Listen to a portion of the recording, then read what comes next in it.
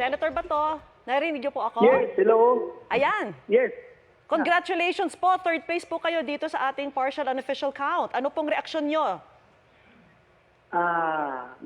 Masaya tayo. Nagpapasalamat tayo. At tinulungan tayo natin mga kababayan na makabalik. Anong reaksyon niyo na mas maganda pa itong kinalabasan ng inyong rangko kumpara sa mga survey, which put you at what, 6th, 7th place? Yes, nagpapasalamat tayo talaga dahil medyo umangat tayo ng gusto, no? But alam nyo, yung pag-angat natin sa survey at ito pag-angat natin ngayon dito sa partial results ay it came with a very heavy price. At yan yung freedom ni Pangulong Duterte. At alam niyo na, dahil sa paghuli sa kanya, tumaas yung ating ranking. At sabi ng mga kababayan natin na pag umiikot tayo, sabi nila, yung kanilang galit daw sa pangyayari ng dala kay Pangulong Duterte doon sa dahig ay papakita lang daw nila sa boto namin ni Bungo at sa ibang Duterte na candidate. So, ito lang nga, lumalabas na. So, nagpapasalamat tayo sa kanila. Senator, kanino po i-attribute itong magandang showing nyo dito sa ating partial unofficial count? Naging malaking tulong ba itong pag-endorso sa inyo ni Vice President Sara Duterte? Yeah, malaking bagay. Malaking bagay yung endorso ni Vice President Sara.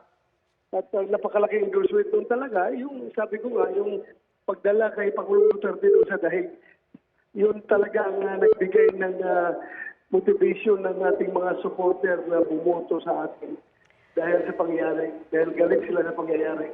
Senator, dito sa nakikita nating partial unofficial count, masasabi nyo ba na makukuha nyo yung mga numbers required for the political survival of Vice President Sara Duterte?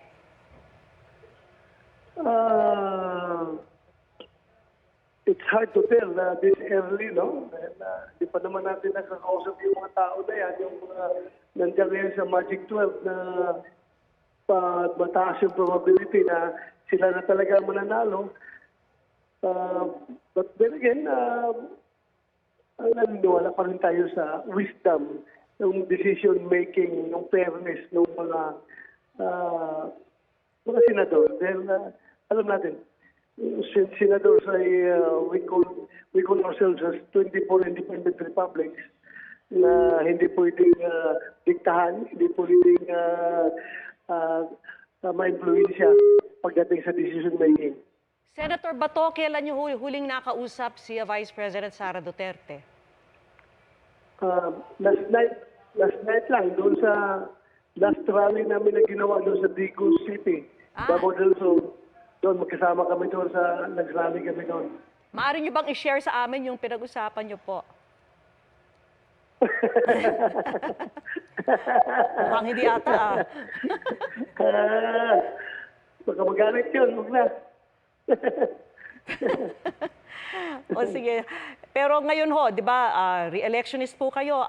Saan kayo na-excite dito sa pagsabak niyo muli sa Senado? Ano yun? Pag-iulit. Ano yung nilulook forward niyo po dito sa pagsabak niyo uli sa Senado? I look forward to, alam na, 6 years is enough of learning experience, no? You can expect na this time around, second term natin, medyo natuto na tayo. At gamitin natin yung natutunan natin para sa ating mandato, yung paggawa ng mga legislations at yung ating trabaho sa oversight functions natin sa mga government agencies. Senator Bato, panghuli na lang, ano yung reaksyon nyo na dito, parang yung mga nakikita nating resulta is medyo iba sa mga nakikita natin sa survey. Maging kayo po ay nag-place kayo ng number 7 pero umangat kayo dito sa partial unofficial count. Ano pong reaksyon nyo? Dapat naman sa sa amin ni Senator Bongo, yung latest naman na lumalabas na mga binabasya ko yan, Pulse Asia, saka yung ibang mga survey. No? Medyo consistent naman kasi ang akin is, ang aking ranking na sinasabi is 2 to 4 daw. Yung latest yung last na prior to elections, 2 to 4. So, kung magkatotoo yan, finally magiging number 3 tayo, then medyo okay yung survey as far as well concerned. Si Senator Bongo, consistent naman din sa number 1. Sa mga recent surveys, masasabi ko na medyo accurate yung survey. Opo. Pero meron ding iba na nagugulat, di ba? Nagugulat na may mga pumasok iba na hindi figure doon sa surveys. Sige ho. Maraming salamat at muli congratulations po sa inyo, Senator Bato. Maraming salamat. Alright po. Magandang gabi sa lahat. Magandang gabi sa inyo.